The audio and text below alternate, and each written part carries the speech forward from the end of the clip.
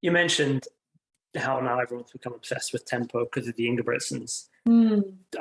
There's like the two things on that is like one is I think it was Trent actually, Gabriela's coach at the University of Victoria team training camp said if you want to know what the Bowerman Track Club secret sauce is, it's threshold. I don't have it handy, but I have a spreadsheet where like I took a training week of the Ingebrigtsens and I mapped it out into like heart rate zones or like lactate zones.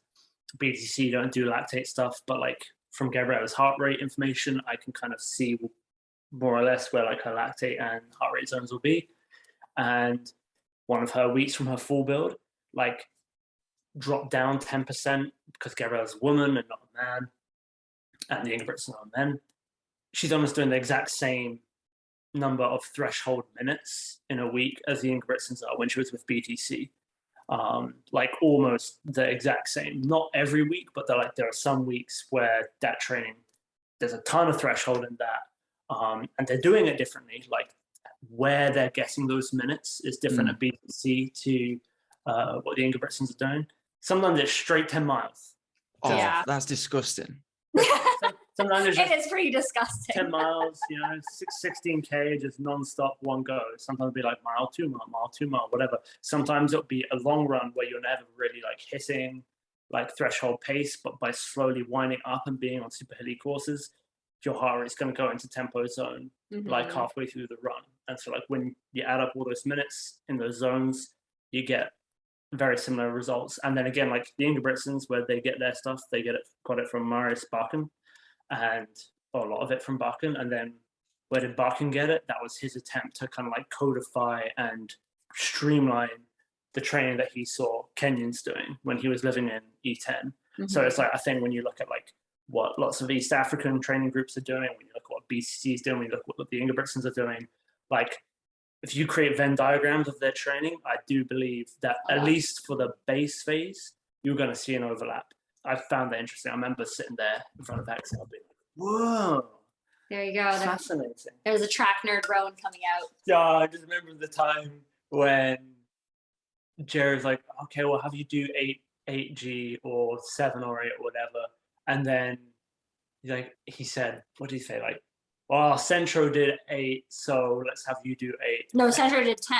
Oh. Centro did 10 miles. And so you were like... And he's not usually, like the previous year, he wasn't a big tempo guy. And in this fall, he was like a new Centro. He was dialed in. He was like into the fall training. He was like going hard. And he did 10 miles. And I was like, if Centro did 10 miles, I have to do 10 miles. But I just went to 8 first, and then every mile was bonus. But yeah. Like you just seen the most peak Central moment was like at the team Thanksgiving dinner last year. Oh my gosh, yeah. And it was when Lucia, Gabriela's sister, and Andrea Sakafian, another Canadian 5, 10,000 half marathon gal, had just joined the group. I think they joined like 2 weeks before. So this is like the first time having a conversation with Centro. And like, they're like, wow, is he like hammered? Like, he's so crazy. And like, no, he has not had a drop of alcohol. He is just like always go, go, go. Yeah. So like, yeah, it's very high intensity. Just everything he does all the way. Yeah, totally. He gets a bit of a bad rap, Centro, since the whole Cole Hocker, your move thing. I feel kind of bad. Oh my God. That was fantastic. I love that. And so like on that one, this is a great opportunity for me to say this. So like during that time, we're in Utah, right? When your move happened. And like he just run that awful, like I don't know, like 150, 151, 152, 800 or whatever, where he got like beat by a Div 2 guy or something like that. Like that awful 800, your move happens, whatever. And we're up in Utah. And it was like someone had flipped a switch in Centro, and he went from being like, do I quit? I don't even care, to just like, in the span of 2 weeks, he went from not being able to finish a workout to like dusting guys. And then another 2 weeks and another 2 weeks. And so like Jared have like, Gabriela and Centro have like these like 1,500 specialist weeks where they like have 3 big workouts in 5 days. And so we'd be broken up from the rest of the group, and like I was helping pace some of Gabriela's workouts as best as I could. And you just see like Centro like tick up each week as he got more and more dialed in. He was still like his old jokey self, but my hot take, and Centro, you can disagree with me if you ever hear this or not.